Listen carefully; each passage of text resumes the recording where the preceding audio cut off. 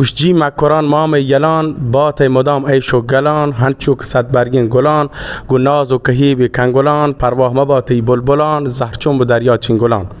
کشند پسوز زیملان نالان چو نوبوگی نلان تیبت گو شیرین توکلان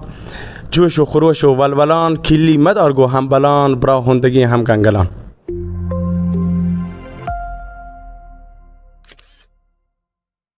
بونگیج و الله پاک نامه که پاکی هستی ارکنه کو ساچو کن. سلام پشما گندوکان پایگاه اطلاع رسانی میارجل.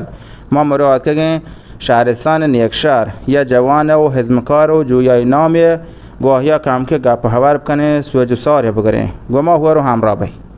بل واجه هم ورنایی که ما رو همراهی کن واجهش موتی پاجاره بکنه بگوشه شما چند سالن شعر و شاعری کنه شما روات چند سالن کو مردمید گواوند پاکی ناما منی نام خالد بلیدین منی زادگاه نیکشهرین و من تبار یک قسمتی چبلوچ زیان نیکشهر و ملازیانی و من تبار اصلی شاخه اصلی روستای کشیگی و منی سین همه 18 ساله تقریبا 2 ساله که زبان بلوچیا شاعران مثل مولانا روانبود و شاعران دیگر را دنبال کنم و امیدتون هستن که بتونم چه آیان دابا یه راه ها ادامه بدیم. واجه همه شاعری و شاعری شما مکنه که اهمیشان یا غزل یا دبگال لبتیگان پا بوانه وجه یه دبگالی هستن که مولانا روانبوده گین یه دبگال مولانا روانبوده در شعر دادشاه یک گوشک بیتا که اولا مقدمه توصیف کن مکرانا گوش جی مکران مام یلان بات مدام ایش و گلان هنچو که صد برگین گلان گو ناز و کهیب کنگلان پرواه مباتی بلبلان زهرچون به دریا چنگلان کشند پسوز زیملان نالان چو نوبوگی نلان تیبت گو شیرین توکلان جوش و خروش و ولولان کلی مدار گو همبلان برا هندگی هم گنگلان. واجه شی معنی و مفهوم ما را بگوشه واجه شی مفهوم معنی ایشین در است. اولوشی سلام بر مکران مرکز جوان مردان سلام بر مکران مرکز جوان مردان و توصیف کن ای گل و گیاه مکران و در ادامه اوشی پرواه مباتی بلبلان بیدا بلبل خواننده اوشی شاعر اکش پروا هجبه تی شاعر خواننده همیشه درا و سلامت باتم گوش کلی مدار گو همبلان گوش هجبر گووتی دوست و همبل و براتان دروگ و تگیا مکن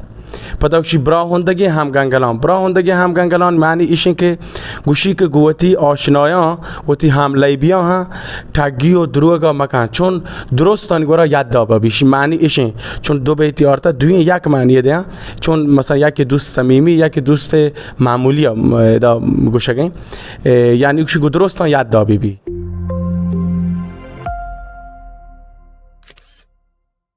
واجه شما ما را بگوشه شما را چه چیزی سوق ده به سمت شعر و شاعری و پاسدارک بلوچ ای زبان بلوچیا ای زمانی که من کلاس 5 ابتدایی تو یعنی سارهو شمارتگاه یعنی مثلا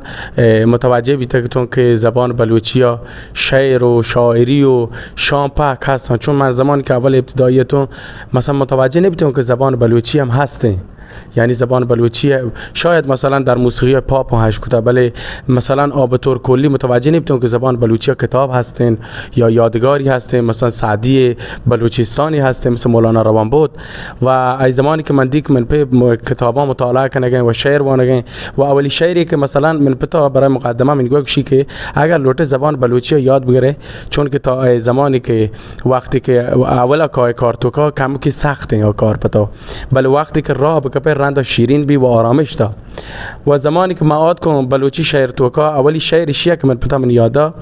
گوشی نزدیک کنم پتانا کشکا گو کلگانا ملا علی گو شاما تالون گو بٹ بارا گشنه چه سیده پارا زیرو